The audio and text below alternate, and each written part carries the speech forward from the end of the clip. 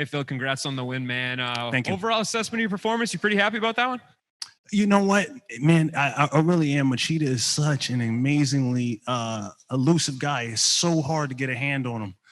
I mean, I remember watching him fight Shogun Hua, well, twice actually, and man, he just frustrated Shogun. And Shogun's one of those guys. He swings hard, and Shogun just could not get the movement. He couldn't get him down, and he got Machida got the first win over him. You know. And that's what it's very he's just one of those guys. It's very frustrating. And now you have 2 wins over him. And I know they talked to you in the cage about a potential, a lot of people thought that was a #1 contender fight. So for you, you seem like you're really warming up to the idea of getting another crack at Mr. Nemkov. Oh yeah. I mean, absolutely. I mean, I feel like that makes a lot. I mean, he can fight whoever he wants to fight, but I know deep down inside, a champion wants to fight that guy who was right on his ass. So, yeah, I mean, I want that fight, and I know he wants that fight. Yeah. So, yeah.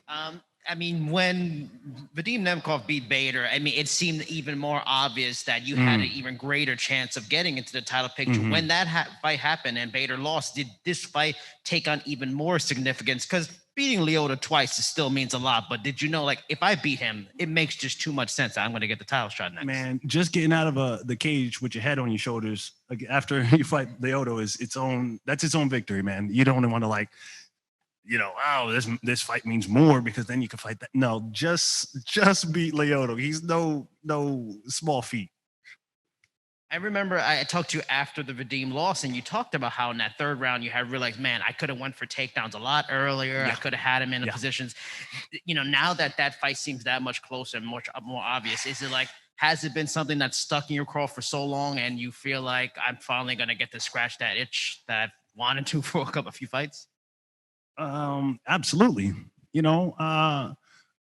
Winning fights is awesome. It feels great. I mean, it's what I work for. But losing fights is what really motivates me in the gym. That's what keeps me grounded in my pursuit to get better. And dare I say perfect, that's even attainable. But that's what keeps me moving. So I think about those losses, even different exchanges and positions that I lose in coming out of a victory. Congrats on the win, Phil. You've beat some huge names throughout your career, but when it's all said and done, you look back at it. Is Lyoto Machida, is that the signature win that you could say thus far that you've had so far? I don't know if that's the signature win. I will tell you this: the first time we fought down in Brazil, I think that may have been the most scared I've ever been in my life. Like the stadium was it was electric, and I'm fighting a national treasure, and they were not huge Phil Davis fans until after the fight. So, I mean, that's putting it very lightly. It was a very hostile arena. So that's definitely one of the moments I look back on and say, man, that was awesome. So was the Teixeira fight. So was Liam McGeary.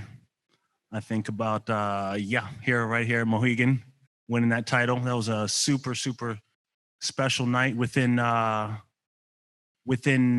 48 hours, I won a world title and had a baby. So it was an action-packed weekend. Yeah. Obviously, the goal is to win the belt here, and Nemkov makes sense to be next. But is there a part of you that wants to take on Bader? I mean, you've lost to him twice. So you really want to scratch that itch and get in there and get a win? Absolutely not.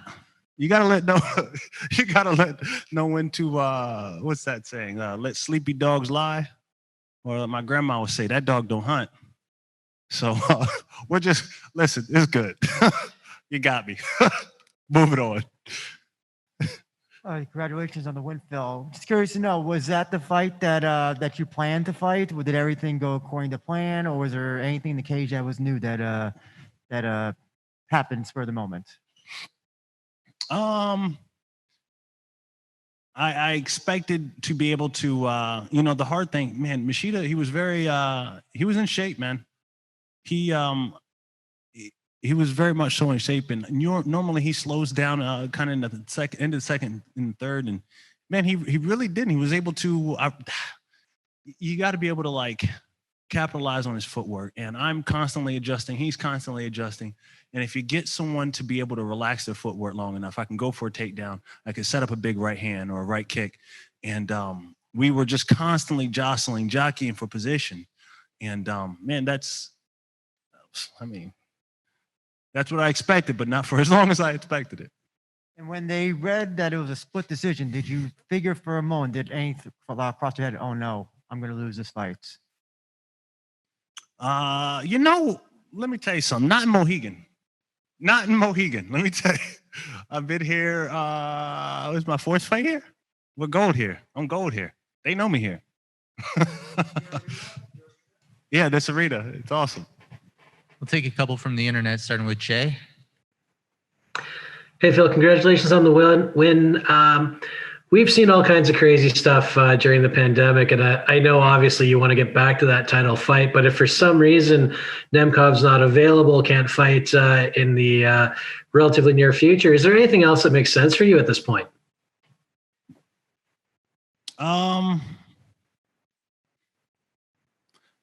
Corey Anderson, he deserves he's definitely a veteran. He deserves a veteran's welcome to the Bellator family.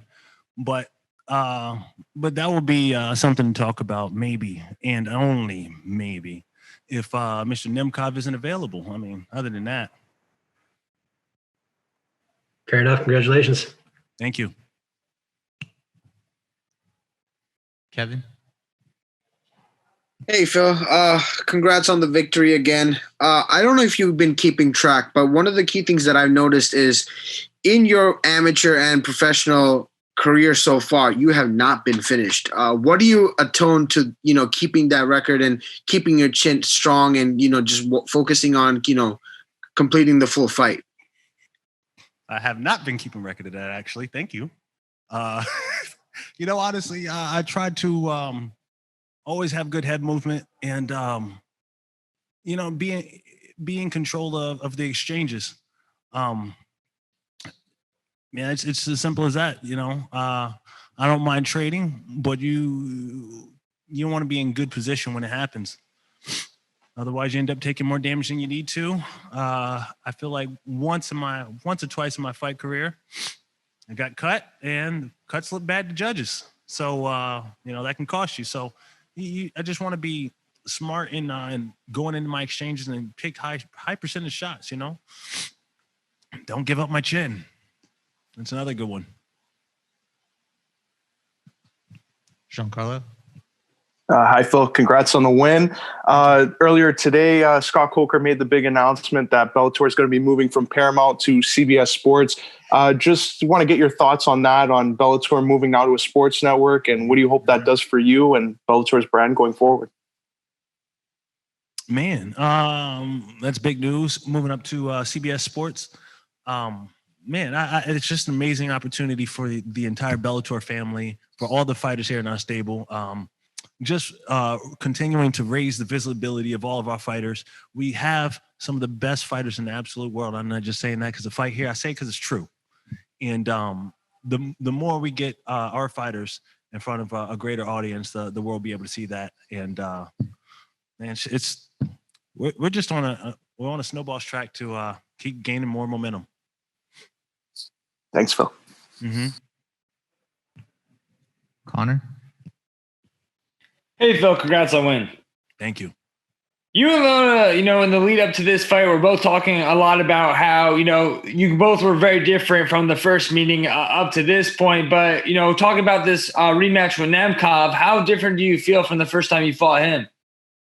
Man, you just set up what's the date? What's the date of this fight, this rematch with Nemkov? It's going to happen, isn't it? I don't know.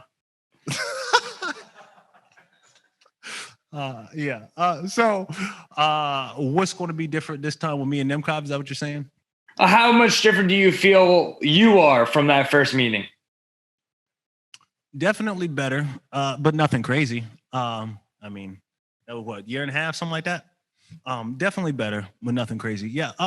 What I would look to do with Mr. Nemkov is be in the absolute tippy top best shape of my life, and work on absolutely winning that first period, the first round at all costs. I know that I can outlast my opponents, and I just need to put that exclamation point on all of my performances. Just starting out strong and just allowing the fight just to unfold and just empty out the tank from start to finish. Thanks, Phil. All right, last question goes to Richard. Phil, congratulations on the victory. Hey, a couple questions for you. First, you talked about fighting Machida in a hostile environment there in Brazil. So what was it like fighting a legend like Machida during a pandemic in an empty arena? I felt safe as hell up in here. It was safe. I mean, listen, when I was fighting down in Brazil against Machida, it was, yeah, you're fighting a legend. That's scary. That's fun. That's exciting. I was scared for my life, but like before, during, and after the fight. You understand what I'm saying? Like entirely different. Like entirely different. Like right here, there's 30 people in the auditorium. Like it's entirely different. And you know, everybody's super safe, got the mask on. It's, you know what? I don't know. Maybe I should be more afraid of coronavirus, but entirely different things to be worried about. Yeah, and tonight it seems like you beat Machida at his own game. You out Machida. What point in the fight do you really feel you were gaining control and really dictating the pace? You know, again, it's all about angles and footwork. Where Machida does unbelievably well is when guys neglect to understand the angles, and they just get too frustrated and rush in. He'll take your head off either with a straight left hand, or he'll do his, you know, jump knee, or he'll just, I mean, he has great knees to the body.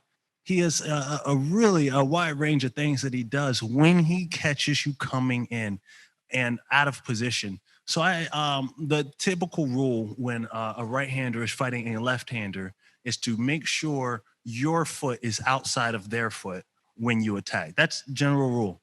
So as I'm fighting him, he fights a little bit wider and kind of angles in, and it's very inviting. You know, in fighting, you have these rules, and then when people break the rules, you know, when people break the rules, like he kind of is, he's setting himself up. He's inviting me to come in with a big right hand because he's so great at countering. So, you know, for me, it was just getting the corner, getting around the outside of his lead leg.